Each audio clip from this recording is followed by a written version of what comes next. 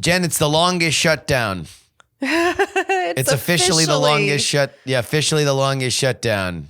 Yeah, we've made really dumb history yet again. Yeah. Heaton and I were on the Capitol. What were you doing there? We went to Mike Johnson's presser. Yeah. So we were in that mahogany room with the Speaker of the House and Steve Scalise and some guy who looked like Lurch.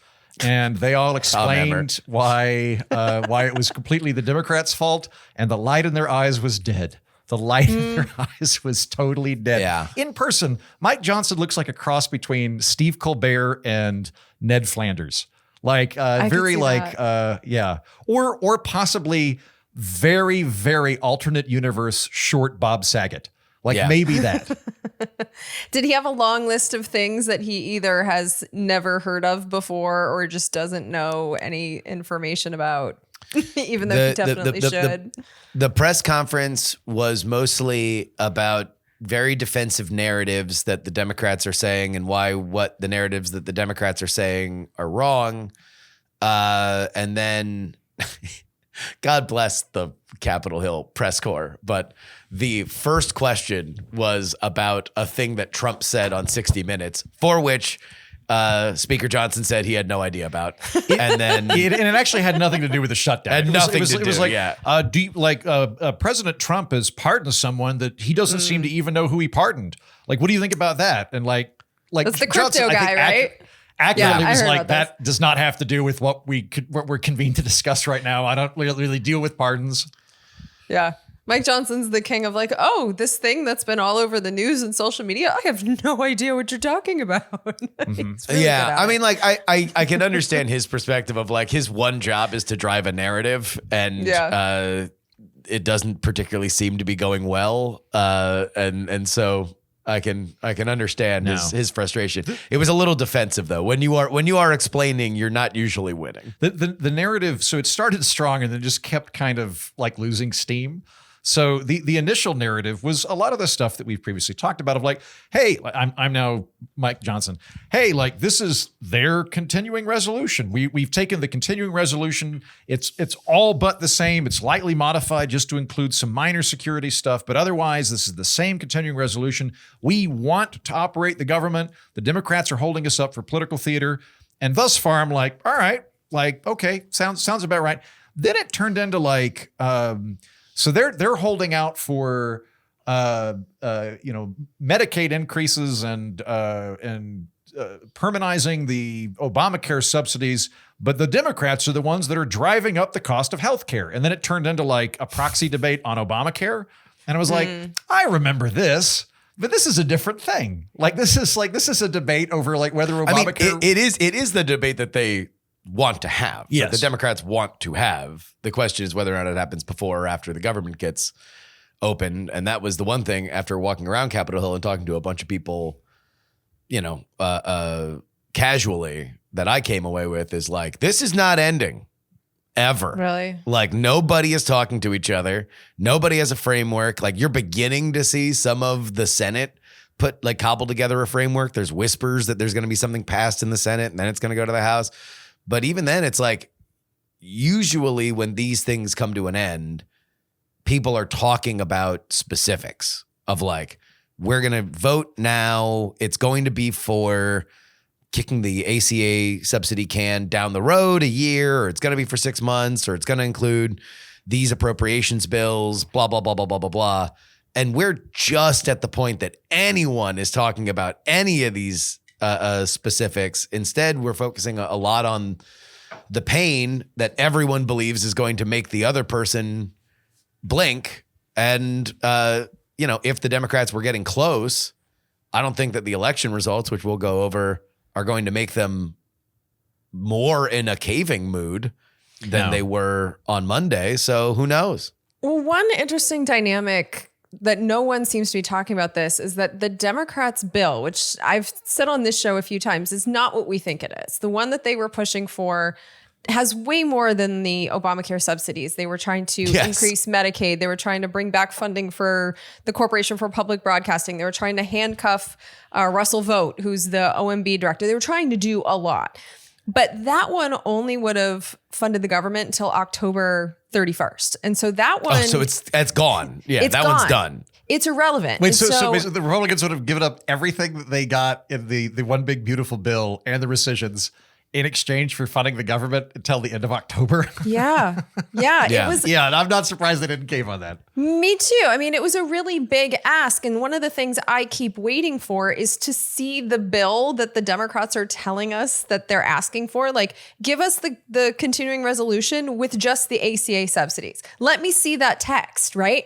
It still doesn't exist. So, I mean, as of the last I checked was yesterday, but until I see an actual proposal from the Democrats, like, we really are nowhere right now, because the House Republican CR that expires on November 21st. So that one's going to become irrelevant pretty soon. The Democrats one is already irrelevant. They have nothing to replace it. So it's just, I'm so frustrated. And everyone believes they're winning. Everybody believes they're winning. Everyone is losing. Like, who is happy about this in America? The American people are losing. I was but the political parties are fine. I was at a bar with somebody involved with the DCCC, which is the Congressional Committee for the Democrats, that this is the big time for them with the midterms coming up.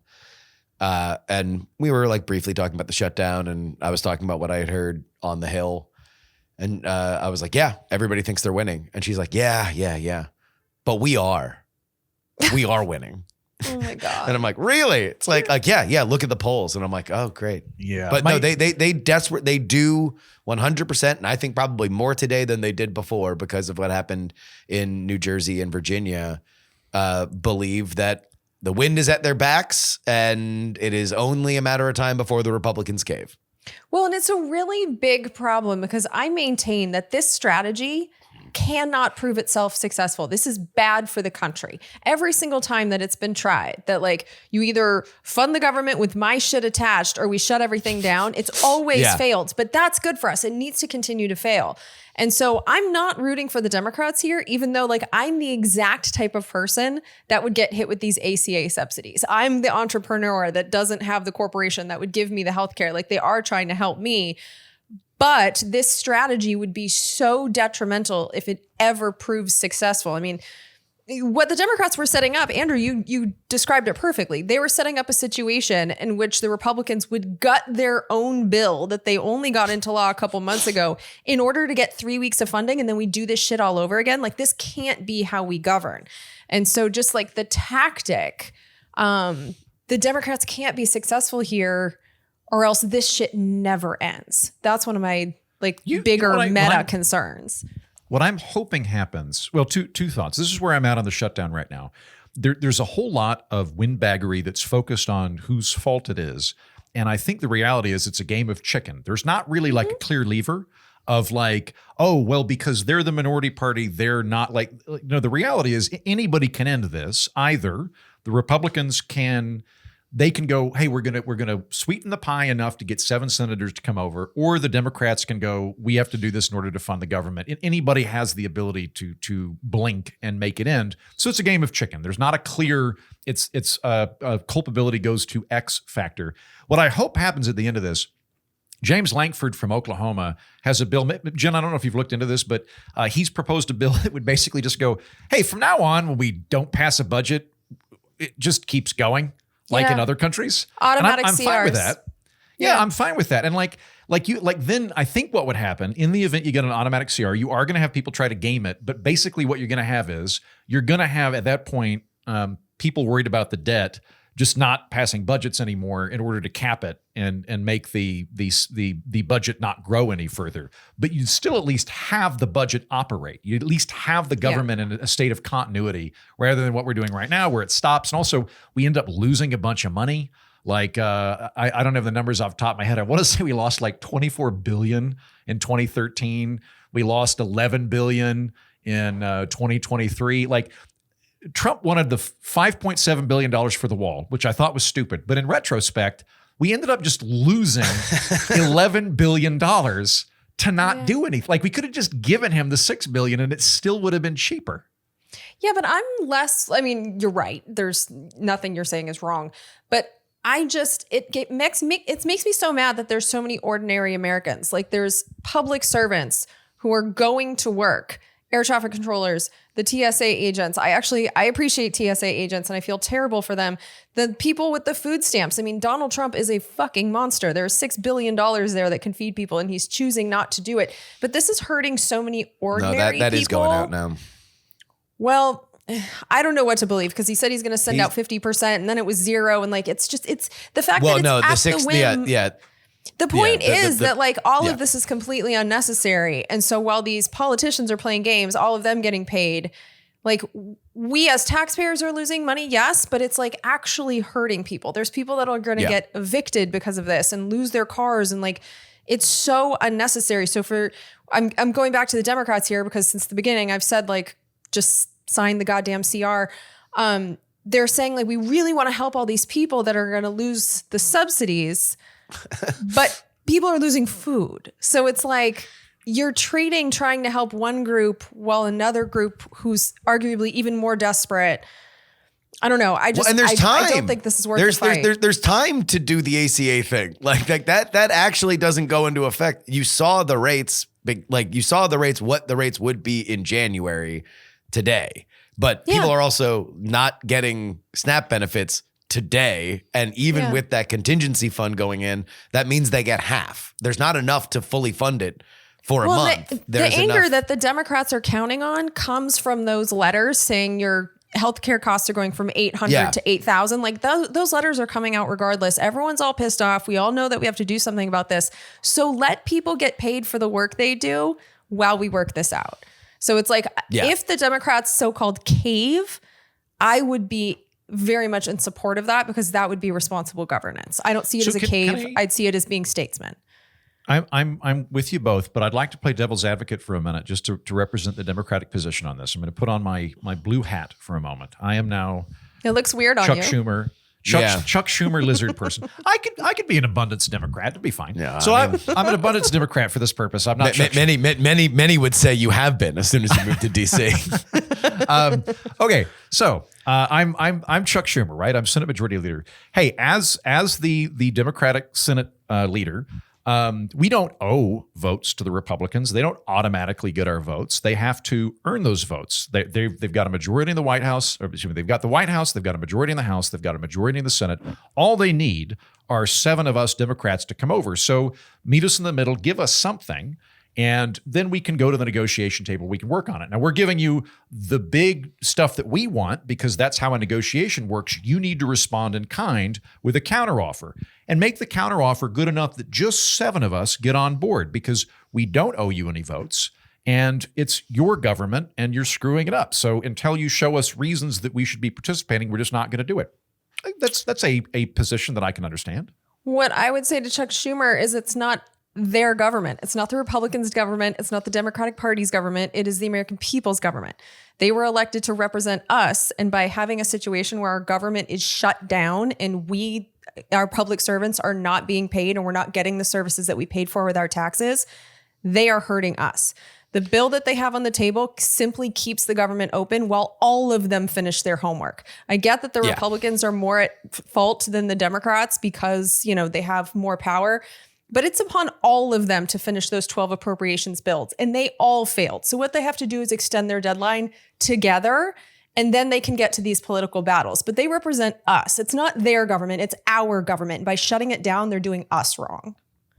Well, also, strategically, what has often happened in situations where there does appear to be energy for a looming shutdown, usually it's the Democrats on this side, is that the majority party will offer a CR with shit that they want and dare the other party to shut the government down. Yep. And then the meat in the middle is the clean CR. Yeah. The Republicans led with the clean CR instead of saying like, we're going to deport Mamdani on this CR. And then we're like, all right, we'll negotiate it where he's allowed to stay. Like, here's a clean CR. Instead, they just led with the clean CR because they assumed that would be more humiliating for the Democrats, but that has not changed anything at all. The argument is that historically they did start with a offer in the middle. That there's nothing in there that is like objectionable. In these old situations, we were begging the Republicans to put forward a clean CR. It's all we wanted out of them. And so they gave that to the Democrats from the jump. It's just extending their deadline. It's there's really no policy reason to not support just keeping the government open. Yeah. I mean, the thing that the Democrats will say is that it's not a clean CR because it includes the rescissions, to which I would say, like, you can be mad about the rescissions, but that like is a part of government. Like they didn't, this wasn't just the, executive order stuff, which they don't control. It was a process by which they rescinded money. Like that's. Well, that was a completely separate bill. I mean, I read the CR. There were no cuts in there. So that's a separate. Yeah. That's a separate thing. Yeah.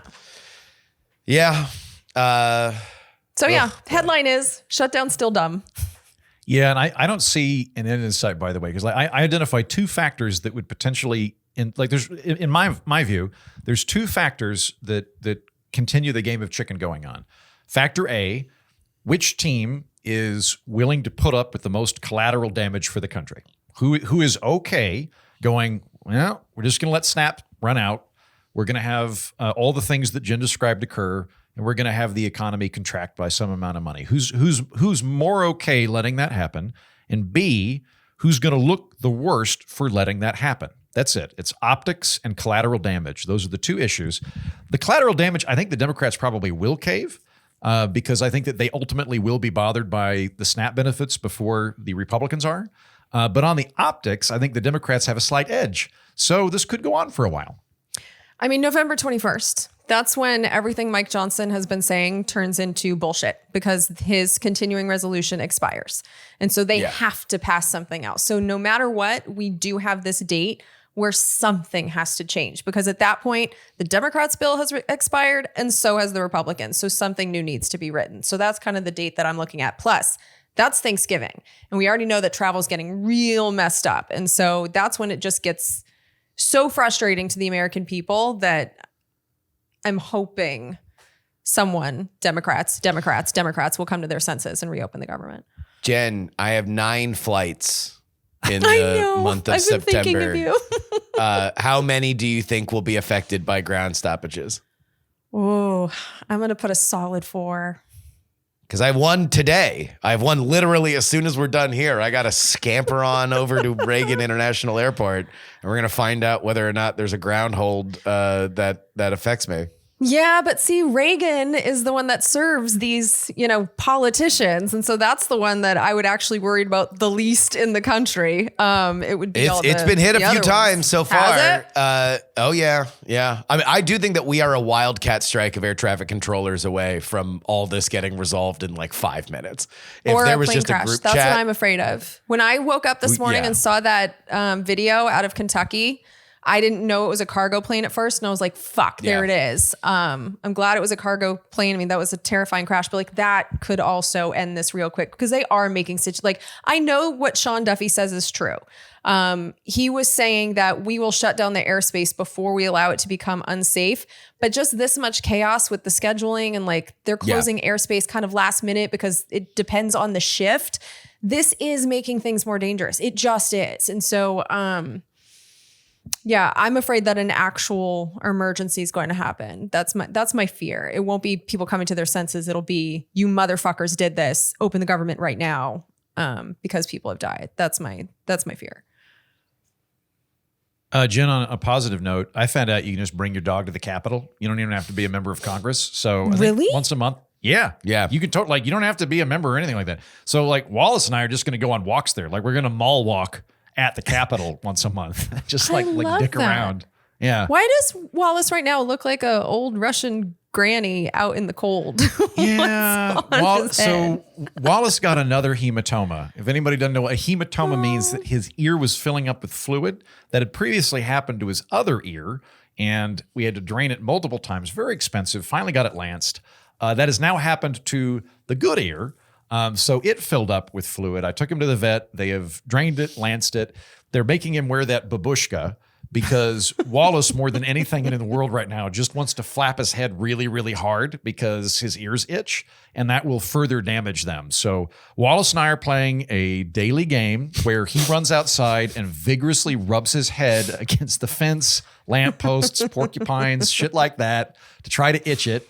And tries to do anything he can to remove it. Fortunately, they gave me one that has like multiple buckles on it. Like he's wearing like a Soviet space dog babushka that he can't get out of. And he's. Do you have pet insurance yet? I do have pet insurance. Good. And they were fucking down on Saturday when I tried to upload this. So I need to upload it today. But yes, I've got pet insurance. We'll see. I'll keep you posted. But hopefully they will take care of this. I hope so too. Jen, do you want to guess the member of Congress that had the largest, most well-stocked bar cart I have ever seen in my entire life in their office? Oh, no, I don't. John Boehner's no longer in Congress, so Nope. I don't know who I would pick. Chip Roy. Nancy Mace. Oh, really?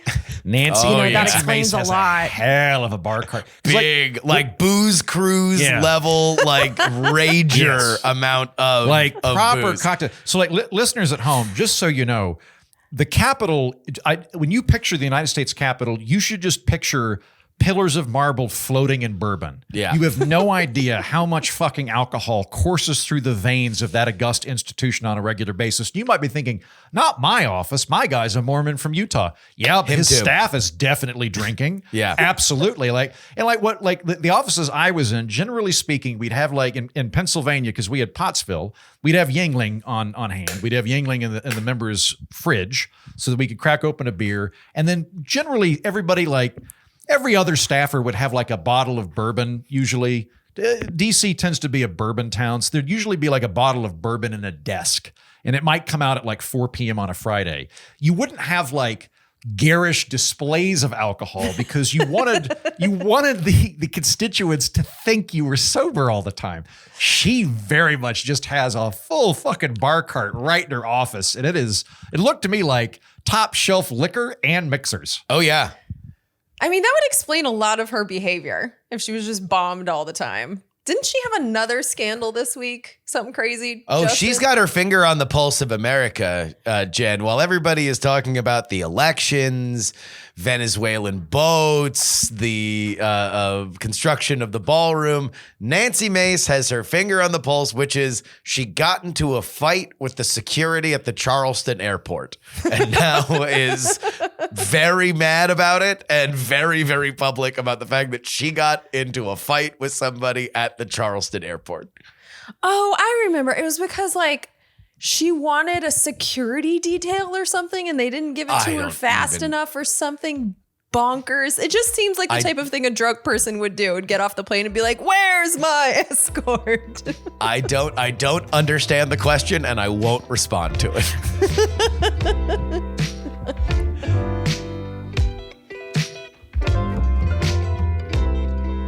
From Washington, D.C., I'm Justin Robert Young, also from Washington, D.C. I'm Andrew Heaton. And from Spain, where the rain falls mostly on the plain.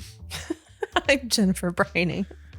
And we're not wrong. On this edition of the program, we are going to be speaking about the big blue win last night in Virginia Everywhere. and New Jersey. But really, the big win that everybody is talking about is Zohran Mamdani becoming the mayoral elect in New York City. I'm voting here. Also, Dick Cheney dead at 84. We ask, what is the legacy of Richard Cheney? Let's begin, though, with Kami Mamdani, as he was referred to by the Speaker of the House, Mike Johnson, at the press conference that we were at. Zohran Mamdani is the mayor of New York City. Mamdani, a 33-year-old state assemblyman from Queens, upended New York City politics when he defeated former Governor Andrew Cuomo in the Democratic mayoral primary this spring, and then again last night. And I would say over 50%. So a true majority and not just a plurality in a three-way race. Very impressive. His campaign has championed Democratic Socialist priorities and pushes aggressive reforms on housing, transit, and economic equity.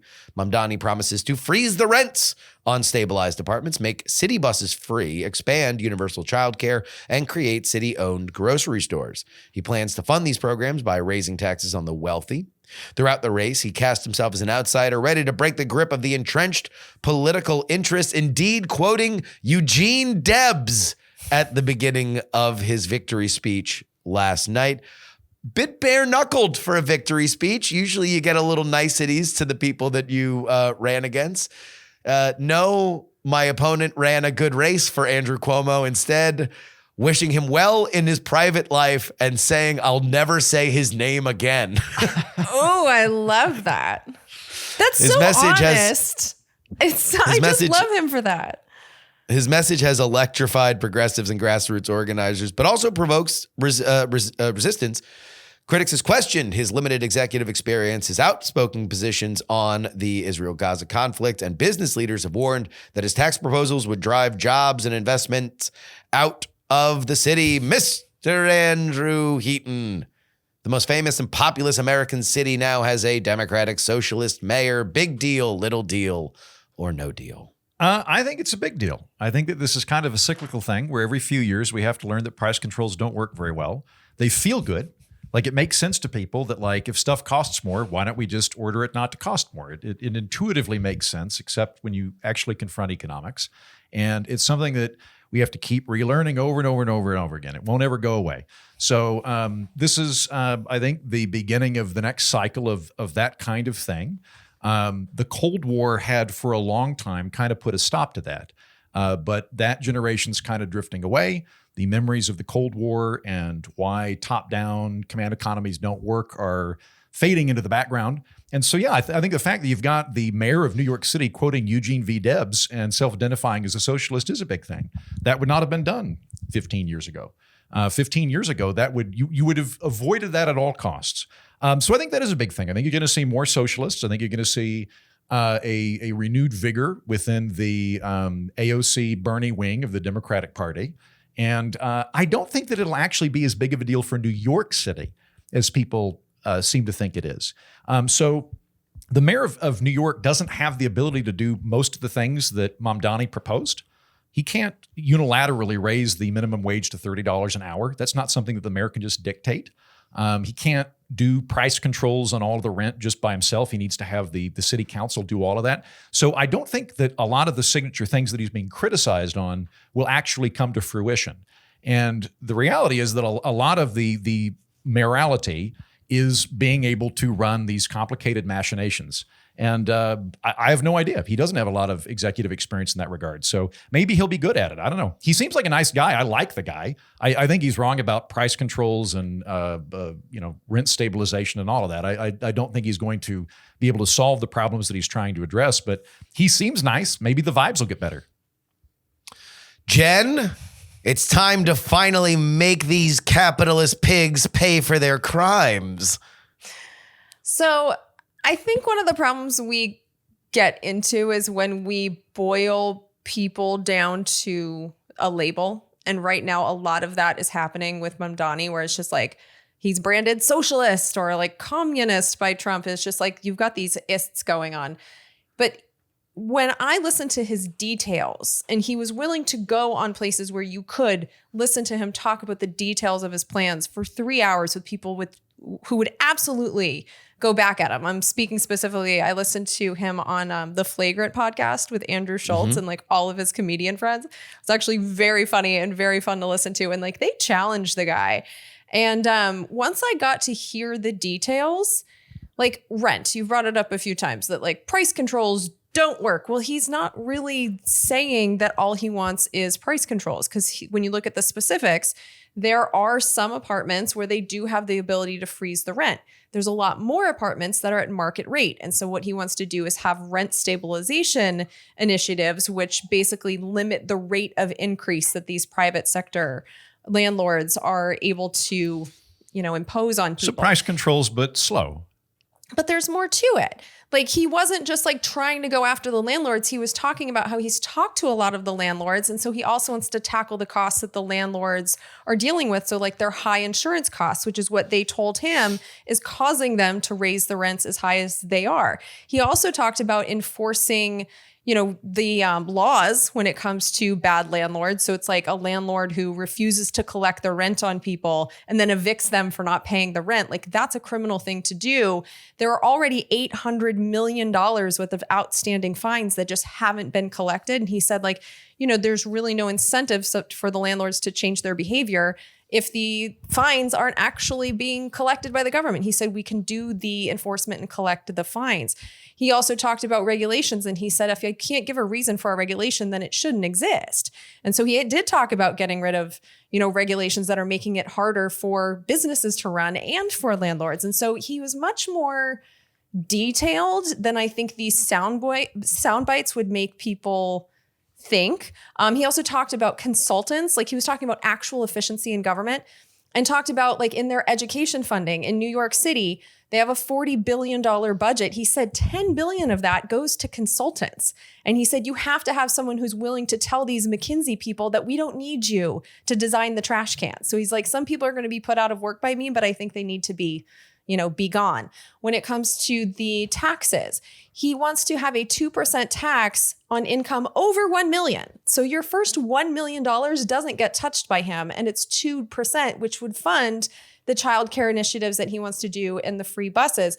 So it's like, once I listened to the details, he had plans for it. And then the things that you said he can't do unilaterally, he talked about how he doesn't intend to do them unilaterally. Like with the city council, he has allies on the city council. He was talking about how he has allies in the governorship. They're going to be able to like raise the minimum wage to $30. Is that going to happen? The city council in New York City is very left, and so oftentimes the city council has been to the left of the mayor. That's not going to be the case now. Like they will be. He said in that lockstep. there's a partnership now that hasn't existed in the past, and he knows there's a lot of pressure on him, and he knows that, like, you know, maybe I won't be able to get all of this done right away, but if I can make a tangible difference, if people's lives get easier, then that's the type of support that I need. He wants to have, because he knows, I mean, he's seen the Wall Street Journal and the New York Times and the Washington Post and all the editorials and all the shit that was thrown at him by the establishment. He knows it's not going to stop.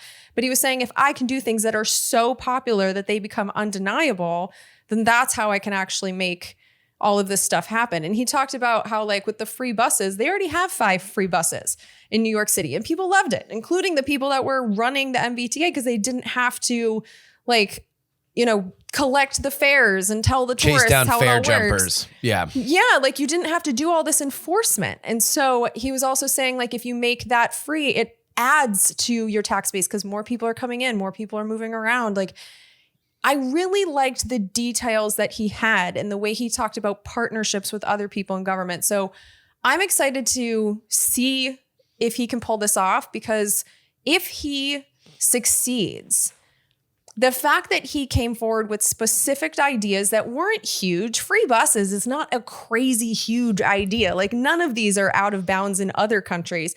The fact that he had some very specific things, all of them tied to cost of living, if he can pull off even half of them, I think it could give Americans some faith in that government can make our lives better, because there's been so few examples of that, and they've gotten fewer over the course of my lifetime. I would like to see this as the pendulum maybe swinging back. And so I'm rooting for the guy. And personally, I would probably go to New York City and try out these free buses. I would love to be able to get around and not have to worry about that. And so I can see how it would make people's lives easier in New York City, and how these ideas can actually speak to some of the things that a lot of us are screaming about, which is that everything is getting so expensive all the time. And the fact that he's not declaring war on corporations, like, I like raising the the guy. corporate tax rate. What's that? He is raising the corporate tax rate. That he did not, I don't know anything about that. The one that he talked about in the few interviews that I've heard is raising the tax on income 2% over $1 million. That's the one that he's being specific about. I believe he's wanting to raise the corporate tax rate. I don't have the numbers in front of me, but I think from 11 to 17%. I don't know. Like I said, I didn't hear him talk about that at all. So like, again, I think he's a very nice guy. I like him personally. I like when he interacts with people, when he argues, he's not combative. He's very optimistic. He seems to have a wonderful personality. I do like the guy. I like Jen that he takes the position that if a regulation doesn't make sense, we should get rid of it. That is laudable. And I appreciate his intentions. But I want to make sure I understand some of the stuff here. So like the busing thing, okay. With the housing, the solution to the skyrocketing housing costs is go after landlords that are trying to evict people, rent stabilization, and then something about insurance. He was saying that, well, that was just an example that he used. He said that the landlords are seeing increased costs as well. So it's like, I'm a former landlord. And so one of our costs was utilities. So all of your common areas, like the landlord has to pay all of that. And so when you see these utility hikes, like that's affecting landlords too. And so he was just saying that there are costs that landlords are getting hit with that they are then passing on to the renters. And he would like to help with that as well. So he's not just going after landlords as if those are bad guys. Okay. But he's like, there are ways in which I am speaking to landlords to help them so that the other things I do, like limiting the rent increases, won't hit them quite as hard because they won't be paying so much in costs. Which did he at any point just like, there's a lot of people that want to live in New York. There's very high demand. There's insufficient supply. Oh, yeah. He talked about that too. Supply? He talked about changing the zoning laws. He talked about making it easier for people to build, making it easier for the private sector specifically to build. This is what I want to hear. Yeah, I'm telling you, dude. Like, you should listen to, like, first of all, you're a comedian, so you would love this interview with a bunch of comedians. Like, I enjoyed every second of it. But the brand socialist, stamped across his forehead, I don't think it's fair. I think he says that. This stuff. He is. And he quoted Eugene V. Debs and identifies as a socialist. No. That's I a get fair that. label. I get that, like, he is labeling himself, but like, I feel like to really give the guy a chance, you should listen to his specifics. And what I really like about him is, unlike, Kamala Harris and like the old Democrats, he was going to these places where he sat down with people for 3 hours. Like, okay, here's an example on the Flagrant podcast. It was like one of my favorite moments. It's just like so not standard politician. Andrew Schultz has like this big problem, and I've heard him talk about it before, with expanding one of the subway lines. Like, I don't know New York very well, but there's the 2, I guess. They want to expand this line, and Andrew's just like, no, it's stupid. You should walk. Like, there's no reason to do this. Da, da, da, da, da. So Mamdani's sitting there, and he talks about expanding this line, and Andrew goes off. You shouldn't do this. Like, you should just walk. Brr, brr, brr, brr. And Andrew gives some example that he thinks would be better. And Mamdani just goes, well, I'm not going to do that. So instead of pandering in any way, he's just like, well, I'm not doing that. But like, here's what I will do. Like, he'll sit down and have the long conversations with the details. And by the end of that conversation, he had kind of won all of them over because it was very clear that he at least thought this through and they all had the same goals, getting people from A to B. And even if there were differences in the details of how to do it, you could see that their concerns were being addressed by this man who was willing to take all the hard questions. It was so refreshing.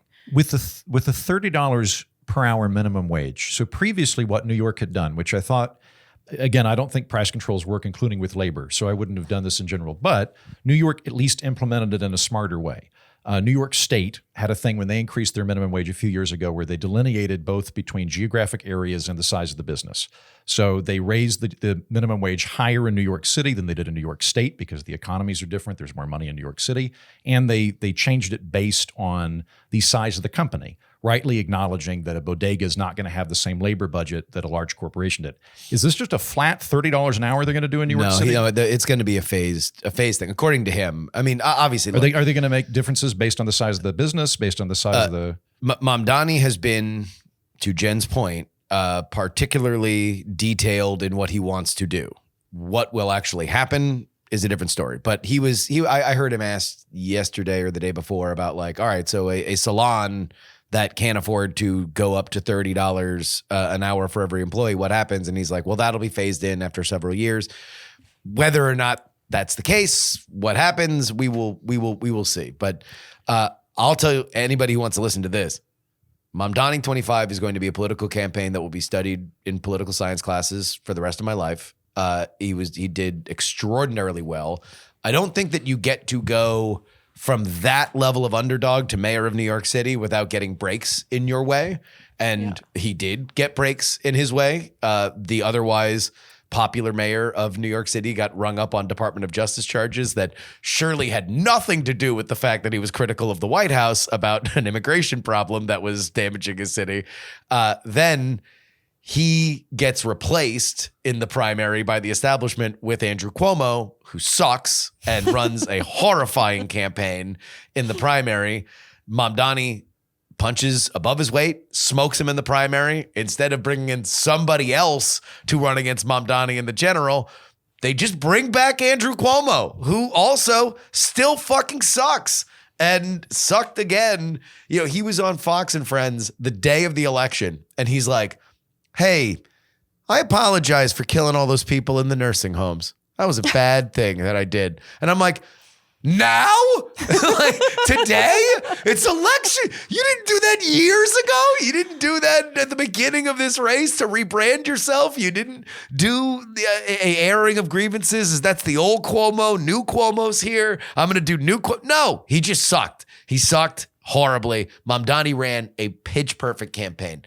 Every time that he got stuck in the mud, he was able to unplug himself. There were legit problems, especially around a lot of the social issues around the Jewish community that he had to face head on. He did a very good job. To Jen's point, he went to places that Democrats are normally scared to go. He went on Fox and Friends. Yeah.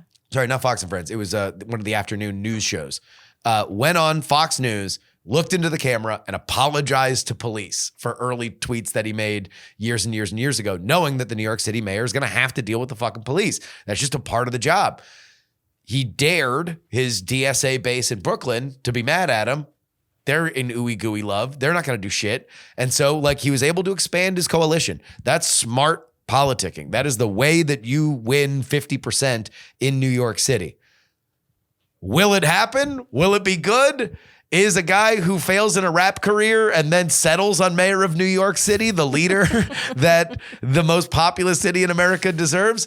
I don't know. We're all going to find out together. I was a little the vengeance during the speech, the otherwise congratulatory speech was an odd move because I do think he's going to need every friend that he can find in New York City. That is not it's not an easy job. It is a job where a lot of things can go wrong that you don't control, but we'll all find out. Yeah. I did like that he was talking about working with partners in other parts of government. That gives me more faith in his possible ability to do this stuff. So it's like I said, I'm rooting for him. But I would just like to see him succeed just so that Americans can see that government can work for us. Because I'm, being here in Spain, which has a socialist government, I'm really enjoying a lot of the socialism that exists here. It doesn't suck to be a citizen in a place, or not a citizen, even just like a tourist in a place where it feels like they're subsidizing the right things and making life easier for people. I don't think it's all that bad. So I'd like to see it work. On my end, I don't think it's bad either, comrade. I just want to let everybody know that I've been supporting the glorious revolution from the very beginning. Fuck off. I was really taken with Sweden and Finland and Norway when I was there. But that's one of the reasons that I have a problem with Mamdani and his ilk is I like the idea of there being a competent government that works well and solves problems. I want that. I also want the government to be able to provide a safety net to take care of people. That's something that I want, which is why I really like the Swedish model, where they're not relying on price controls. They're relying on a dynamic emergent economy. Okay, if he took the price controls out of his platform, would we be more because that's the one thing you keep coming back to. Yeah, well, but that's a fundamental precept of how you approach economics. Are prices a delta between supply and demand, or are they arbitrary and can they be set? If you think they're arbitrary and they can be set, then you're going to be operating from a very different perspective that I think is going to take you in a bad direction. But it's also not the case that he's even arguing for across the board price controls and rent. There's a rent freeze in the apartments they can do that with, but most of them are market rent apartments. They're also talking about more development. They're talking about taking away regulations. They're talking about changing zoning. This isn't just price controls the end. No. That's all good. But just for someone that goes, prices are too high, we can cap them. That belies a misunderstanding of how prices work. So like you're right, like there are a lot of them that are market rate. That's great, but that bit worries me about how he's going to approach economics. That's it, right? Like I just that don't think market rate is great. Like as a former landlord, I know for a fact that we would jack up the rent as high as we possibly could unless we had this law which said that we couldn't raise it more than 3% for existing tenants. And I was grateful for that law. If you do that, I being somebody that might build an apartment complex in New York, which it needs more of, I'm not going to do that. If you put price controls in, I guess that would kill me because we're the renters. Like we're the ones that have the problem. I'm less worried about the developers than I am about me paying the rent.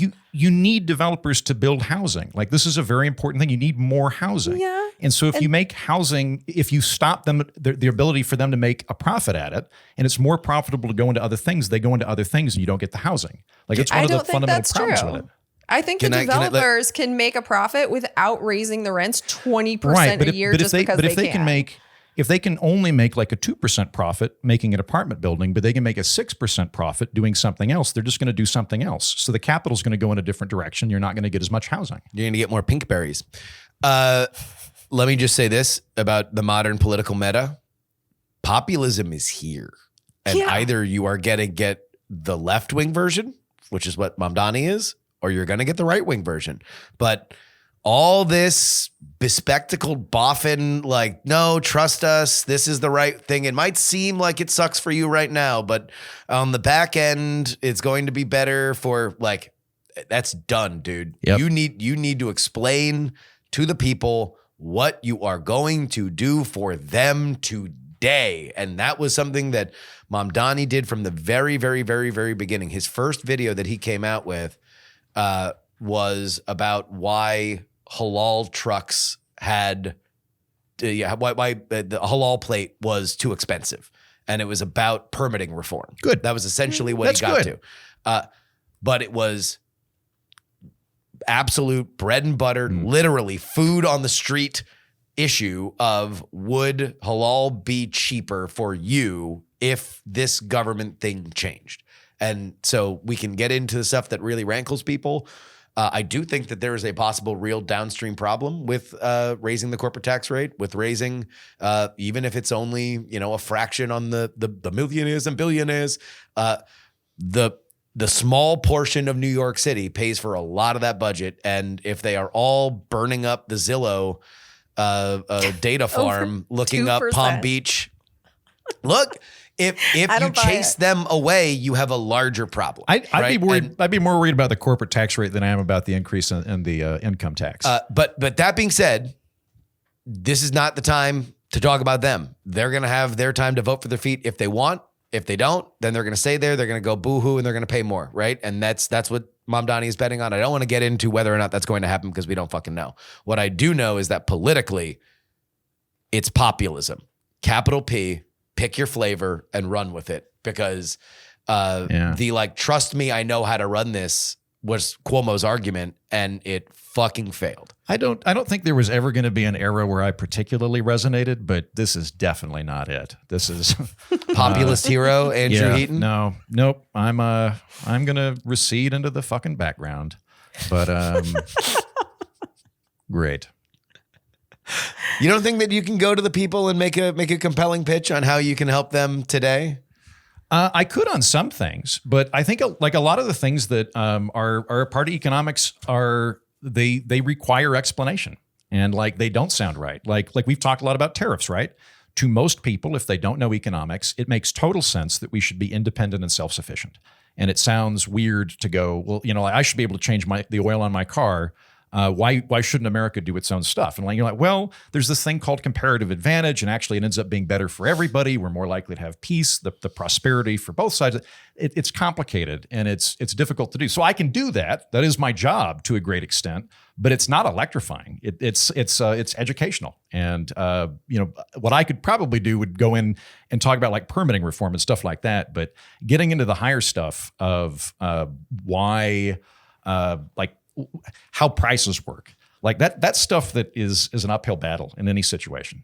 Well, yeah, I mean, running on a campaign of unlimited rent increases like makes me want to just be like, no, that sounds terrible. I think But most people are like that, though, because I don't think most people understand prices as a delta of supply and demand. They understand it as a product of greed. And so they think if you could just make people less greedy, or if we could cap the greed, that it'll solve the problem, but it won't. And that is most people. That's the default state. The caps worked when I was in the landlording seat. Like, I definitely know my company wanted to jack up the rents more than we were allowed to on our current residents, and we made plenty of money. So the question's not whether or not the caps stop individual landlords from increasing rent. It's whether or not it contracts the housing supply and ends up making the problem worse overall. Which it didn't. So I don't know. I don't think that these theories always work out in the real world. And I feel like this rent one, I do think there is a lot of greed going on with these companies, that because they own so much, they're able to jack up the rent if there is no regulation. I think controlling some of that is okay. Is Oklahoma cheaper than New York because we're just less greedy? No one wants to live in fucking Oklahoma. Right. It's not a The fair demand's comparison. lower. There's also comparisons all the time with like Houston and New York City, but New York Right. City has regulations. Houston doesn't. And like Houston. And Houston's cheaper. Yeah, but Houston is also a place where your neighborhood, you can have like a 5-story modern building next to a single family home. And then they have people living in fucking floodplains because there's no regulation of it. And then the whole neighborhood washes away. Like, I don't want to live in a place where you can have a chemical company that's right next door to a school, right behind the house that I built. Like, there's a reason that people regulations. I don't think Houston's that much of a free-for-all where you can build like a chemical plant next to a playground, but like it is cheaper to live in Houston. It's cheaper to live in Houston than it is in New York. And like the reason's not that New Yorkers are greedier. Like the reason is supply and demand. That's it. That's the primary cause in all of this. Houston is not New York. There are so many reasons beyond supply and demand why people want to live in New York and not Houston. Well, okay, people don't want to live in Oklahoma. Demand. I mean, we're just talking about demand. There's less demand to live in Oklahoma. There's more supply. There's more houses. There's not as many people. Like, that's still the operative phenomenon we're dealing with. We're going to see what the demand looks like for housing prices in Palm Beach and Broward County. I'll tell you that. Have you ever met a New Yorker? These people think that New York is the best place on the planet, and a 2% increase on their income over $1 million is not going to send them fleeing. Otherwise, they're not real New Yorkers. Have you met New Yorkers? Yes, it will. Bullshit. They're going to go to Florida. They all go to Florida eventually. They're just going to go supply demand. That means that house is going to open up for someone who actually wants to be in New York. Because have you heard there's a housing shortage? So fucking go to Florida. There we go. Fucking go to Florida. Patreon.com/we're not wrong, where you need to go if you want to get a bonus episode of this show. This week, we're going to be talking about a ban on smoking in the Maldives, but only for anyone who was born after 2007. Death to the olds. Age-based smoking restriction. We do have some breaking news here. Speaking of tariffs, it does look like the majority of the Supreme Court justices were skeptical about Donald Trump's use of IEEPA for tariffs, which could be a seismic, I think, more impactful than what happened yesterday in the elections, which were very, very good for the Democrats, specifically in New Jersey and Virginia. Along New York, it's a big news story that I'm glad we talked about, but I have a hard time looking at that as a failure of Republican politics when it was Andrew Cuomo running against Zohran Mamdani, not exactly MAGA aligned, either of them. Yeah. But in Virginia and New Jersey, very much so. And I think both pale in comparison to what will happen if Donald Trump's IEEPA tariffs are declared null and void, because not only does it mean that all of his entire economic strategy of foreign negotiation is done, it also means he's got to pay back the tariffs that he's collected. Yeah. And that is going to be a shit show and a half. So we will find out. Last week in Congress, there were 3 votes in the Senate. So the House has been gone this whole time. So MAGA Mike wasn't able to help Trump in this regard in any way. So the Senate was the only one available. And they took 3 votes where Republicans crossed over and voted with Democrats and independents to basically say that Congress does not approve of using emergency powers to do these tariffs. It was specifically for Brazil, Canada, and then the global tariffs. So as the Supreme Court is looking at this, that is a indication of congressional intent in this Congress that happened just last week. So I do think it adds a little bit of fuel maybe to the Supreme Court to go against that, because Congress made their will known very, very recently in this is an abuse of power direction. Well, we will find out. Former Vice President Dick Cheney died at the age of 84. His family told the public from complications of pneumonia and heart disease. Cheney served as George W. Bush's vice president from 2001 to 2009 and was considered one of the most powerful vice presidents in U.S. history, shaping post 9/11 policy and the Iraq War. He had previously served as the defense secretary under George H.W. Bush and as White House chief of staff for Gerald Ford. A staunch conservative, Cheney later became a vocal critic of Donald Trump, even endorsing Kamala Harris in 2024, which went great. He retired to Jackson Hole, Wyoming, where his daughter Liz Cheney launched her political career. Jen, what is Dick Cheney's legacy? If I had to boil it down to two words, I would say Donald Trump, because so many of the abuses of power that we're seeing right now. I would have bet $5 million the two words were war criminal. You totally went off the board with Donald Trump. Go ahead. Well, it's interesting you say that, because war criminal is only one part of the legacy of law breaking and constitution shredding that Dick Cheney was a part of. So it's like, when I just look at the precedents that he set, like obviously the Iraq War is the one that comes to all of our heads first, because he was the architect of that and pushed it so hard. But in that war on terror and in the Iraq War, we had the torture legalization. He was the one who spearheaded the legal memos that came out of the Office of Legal Counsel. And so today you're seeing the Trump administration that's picking people up. Extraordinary rendition became a thing during Cheney's reign. So today you're seeing them picking people off the street. And when they do get into these private prisons that we're paying for, you're seeing them being the people in them being exposed to sleep deprivation. And, we're hooding the detainees. We have them indefinitely detained. We have them in stress positions. We have immigrants being shipped off to El Salvadorian torture prisons. We still have Guantanamo Bay prison that Trump wants to put immigrants in. So it's just like all these things that started back then, even with the unitary executive theory. I mean, that was a Dick Cheney thing, or it's like the executive can do whatever the fuck they want. Now you have Donald Trump who's doing whatever the fuck he wants. It was also Dick Cheney that spearheaded the surveillance state that we're all living in, like the absolute shredding of our Fourth Amendment rights, which at this point, it doesn't feel like we have any left. And then I think that on a bigger scale, even bigger than that, Dick Cheney was responsible for the 2005 Energy Policy Act. And so if you're not aware of the significance of that, the number one thing that I think of is the Halliburton loophole. Dick Cheney used to be the CEO of Halliburton, and using the power that he had created this energy task force, which in secret at the time was working with Shell, BP, ExxonMobil, Chevron, Enron, and Halliburton to write this law. And in the law, they excluded the injection of fossil fuel wastewater from regulation under the Safe Drinking Water Act.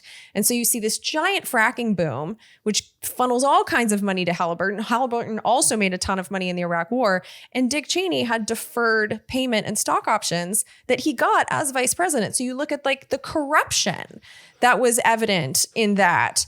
And now you're looking at the corruption of the Trump administration, which is just even beyond what Cheney did. But it's fascinating to me that Cheney in his later years was one of the few Republicans that was warning us about Trump when he set the stage for so much of the corruption and law breaking that we're seeing now. He set the precedent.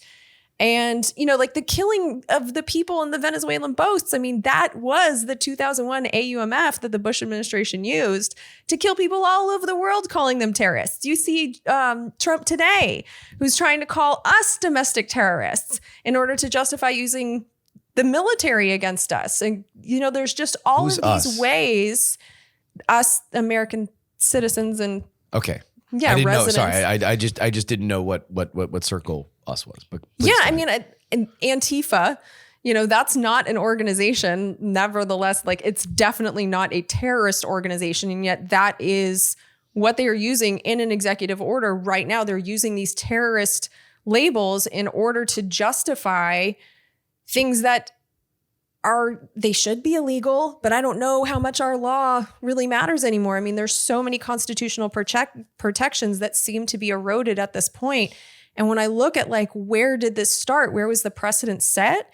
It was the George W. Bush administration that really took it in overdrive. And we all know that Dick Cheney was the orchestrator of so much of that. So it's like, when I look at his legacy in this moment where I'm just seeing how much worse things have gotten, I still blame him. Like that's the legacy that I'm always going to think of. Like, I think that, he might be a nice guy. I know his family loved him, like whatever, RIP and all that. But like, I will see him in my history book that I have written in my head as one of the most detrimental figures to the US Constitution who has ever lived.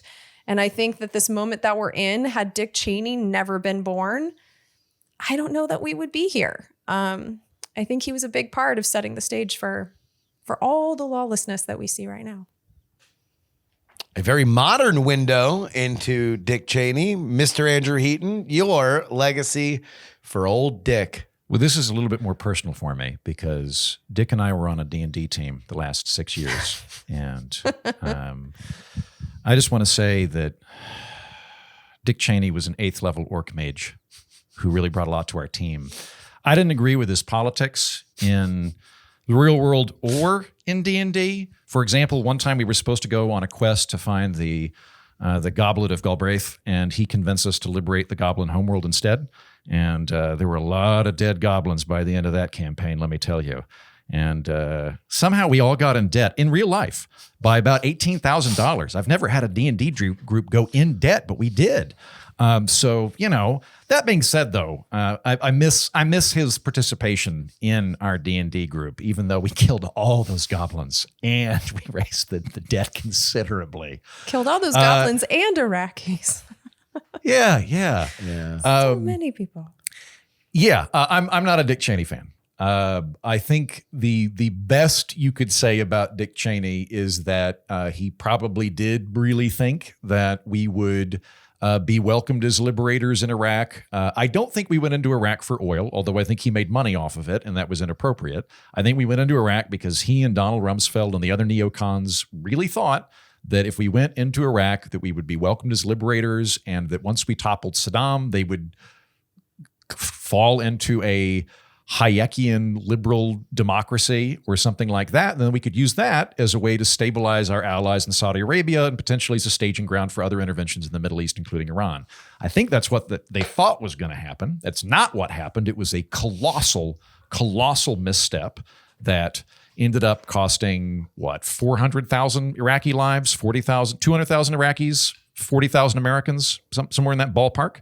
A lot, at least 250,000 people dead unnecessarily that would not have died had we not gone into that. On top of that, since Jen has correctly pointed out a lot of the problems with Cheney's fluid interpretation of the Constitution, I'll add a couple of other things. Remember the immortal line that Cheney said of Reagan taught us deficits don't matter. Well, the looming deficit and debt problem that we have that's only going to get worse really started under Bush and Cheney. We had a surplus, or rather we were going to have a surplus under Clinton, and they ended up expanding Medicaid Part D. Oddly enough, George W. Bush and that administration was the largest government expansion since, I think, FDR. Even though they were rhetorically a very small government, they actually increased spending more than Bill Clinton had. They were really, really big spenders. Then you add to that the Iraqi war, and we end up having a situation, and Bush's tax cuts. You end up getting a situation where the deficit and the debt exploded, continued to explode, and are now snowballing on top of that. So I don't think his legacy is a particularly good one. Really, the only time I've ever felt like any type of warmth for Dick Cheney is when the film Vice came out, because it was so fucking ham-fisted and progressives telling each other ghost stories inside of an echo chamber that's when I was like, okay, pull back a little bit, gang. But other than that, though, no, I don't wish to speak too much ill of the dead, but I'm not a fan.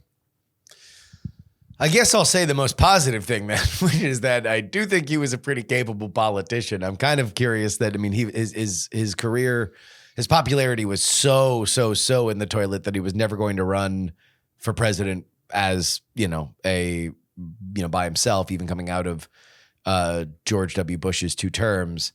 But he was a capable debater. He was a funny guy. And when he was running in both 2000 and 2004, a job for which, by the way, he was the head of the committee to select a vice president and then found it in the mirror and said, I'm the vice president.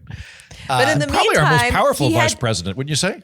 Well, what I'm fascinated with that is that he got to vet a whole bunch of people. So he got to learn a bunch of secrets, and it was like, fuck all y'all. I'm going to take the position. Me. Yeah. How about me? Yeah. Diabolical. I think his career stretches back to Nixon. He was, Rumsfeld's chief of staff, right? As we mentioned under Ford. And then you have Reagan, H.W. Bush, and then obviously with W. But that man expended all of his power. Like by the end of it, when he's endorsing Kamala Harris and nobody gives a shit. In fact, it probably materially took away from Kamala Harris's ability to win the presidency. All that toothpaste was out of the tube. Like he had no more stroke, for as powerful as people say. And I do think that sometimes it does stretch into the level of parody, like with the movie Vice. Although credit to him, I can't think of any other vice president that got a biopic, even if it was a really mean one. Maybe Aaron Burr at some point. Like, wouldn't surprise me if there was a film in the 70s or something. Yeah. But still, you never hear of a film called Agnew or Quail.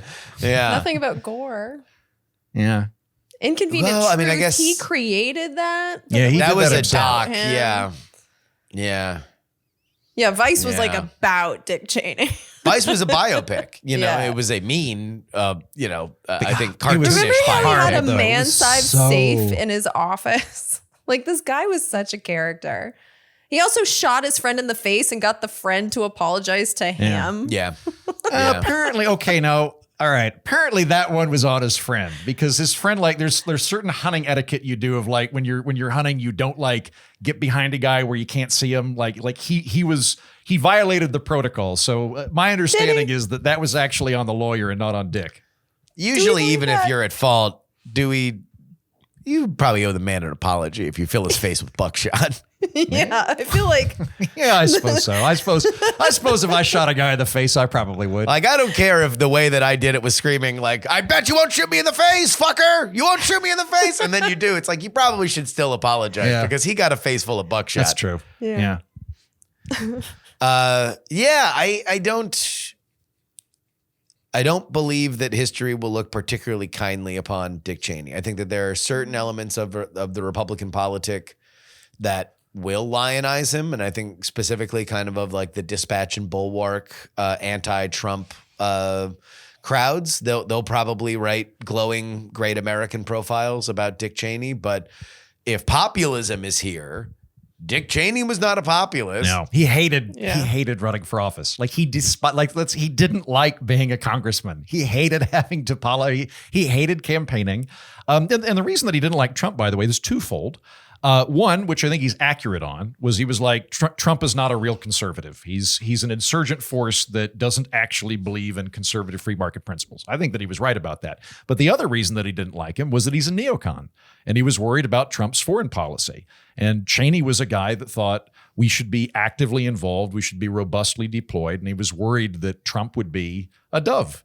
This is something I like about Trump. I like that he's more inclined to strike a deal than bomb people.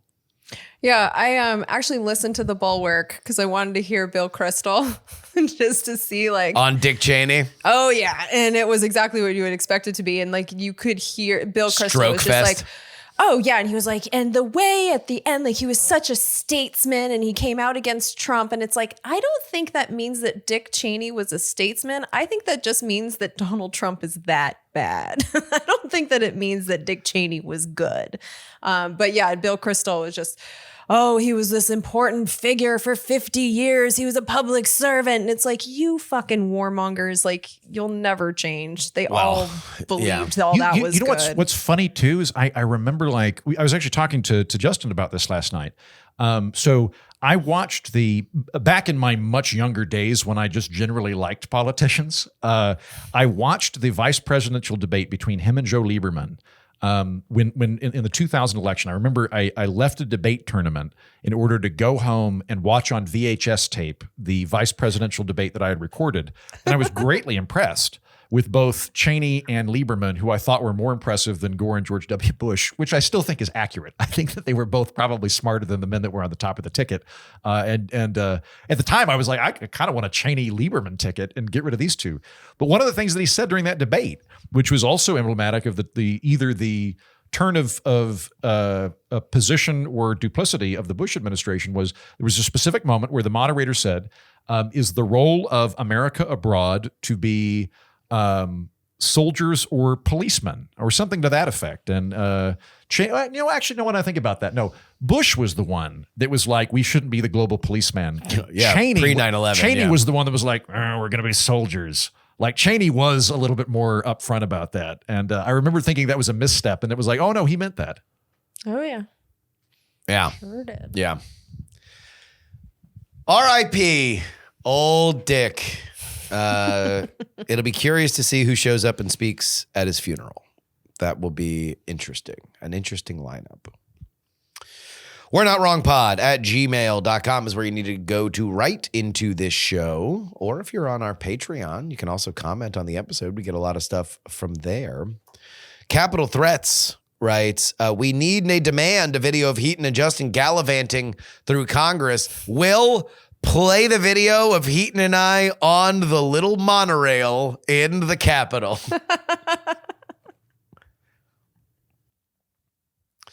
On the subject of George Santos's sentence being commuted, Demure writes, I could see Santos faking his own death to evade taxes, but it won't take years to figure out. He's 100% the type to show up at his own funeral wearing a fake mustache and then contest his own will. 100%. I agree. 100%. Well said. I can report by way of idle gossip that George Santos has signed a media contract.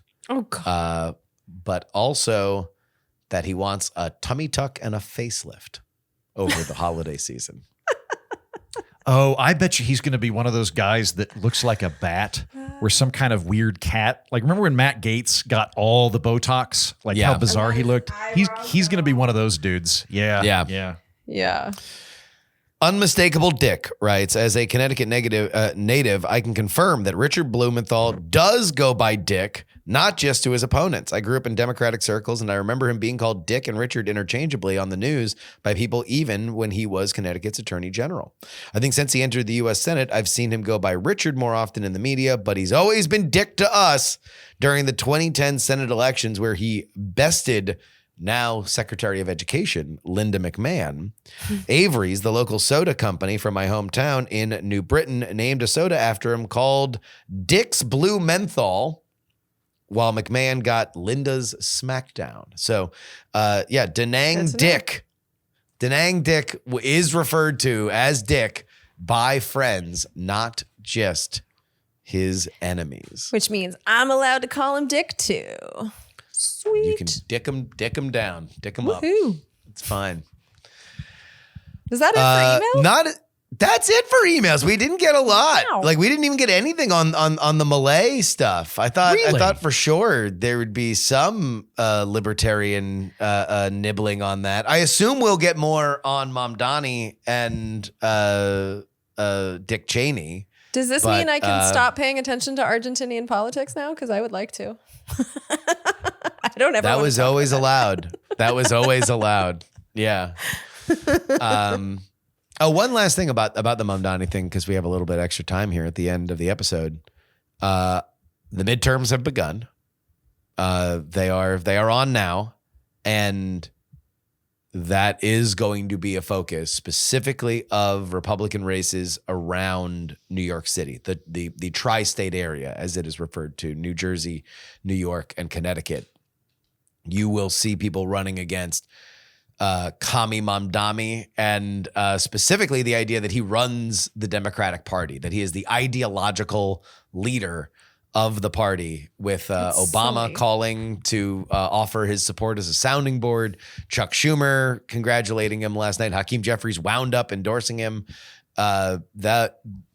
Get ready for scary black and white pictures of Mamdani with red flags waving in the background, and archival footage of everything that's ever gone wrong under communism played in house ads from now until a year from now. I think we're entering a delightful period of American politics where any Democrat you don't like is now a communist and any Republican you don't like is a fascist.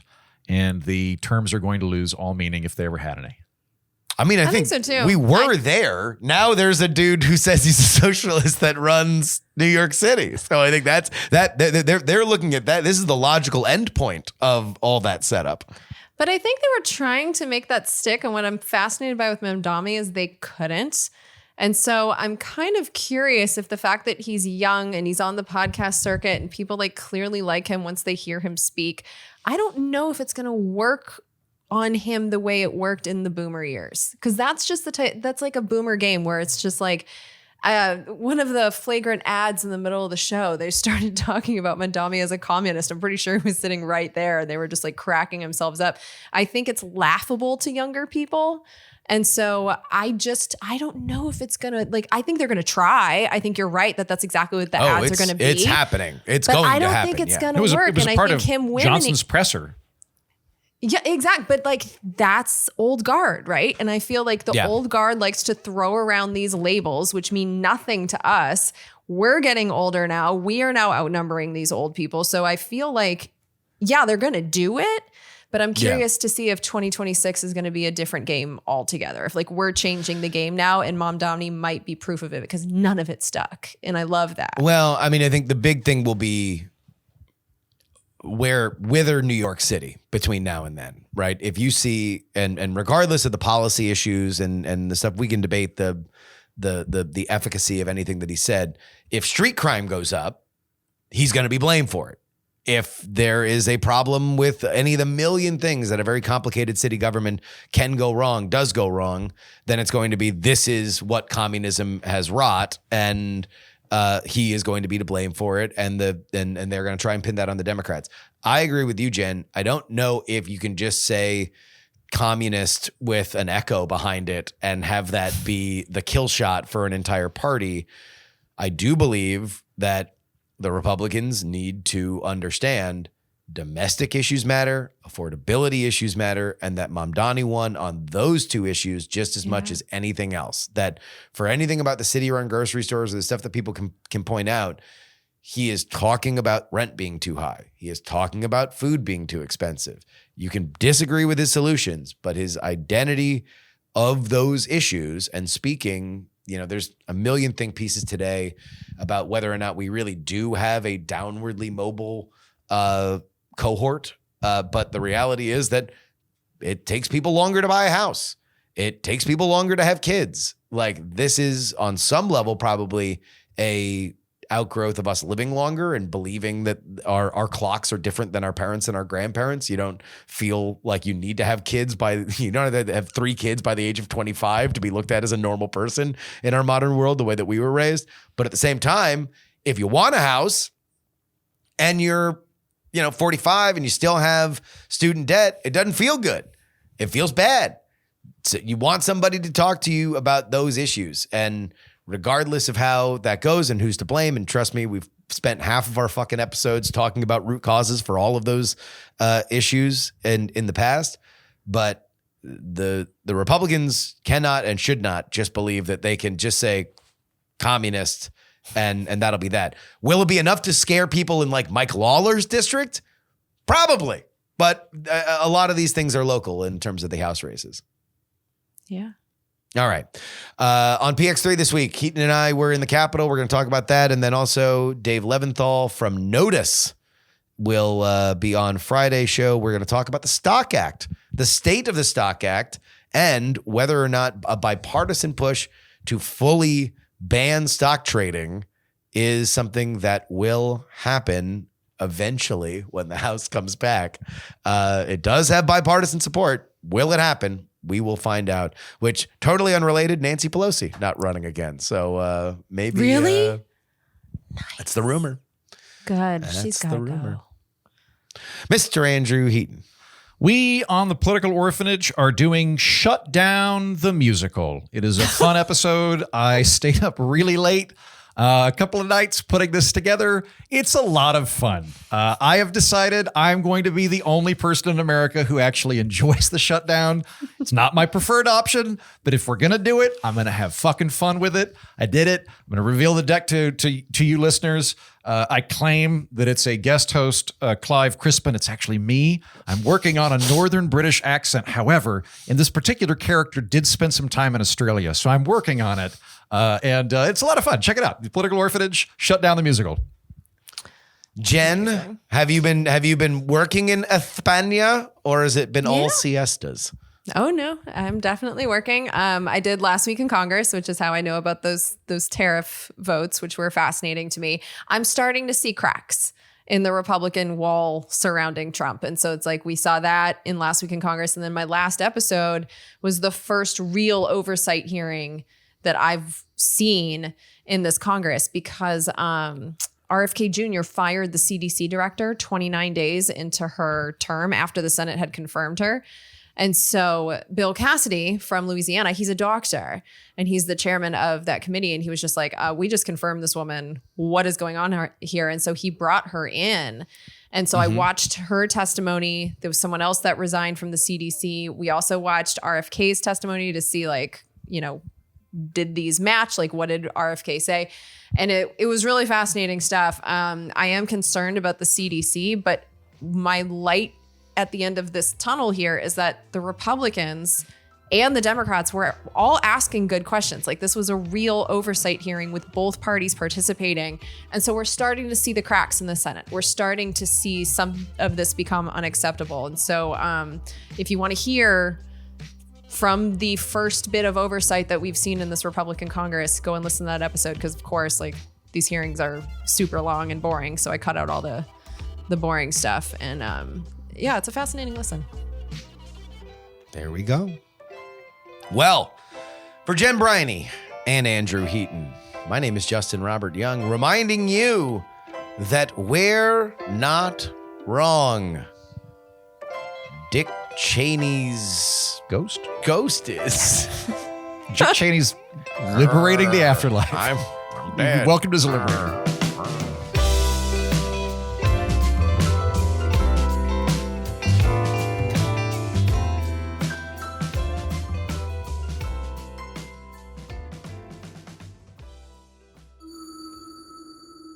Dog and Pony Show audio.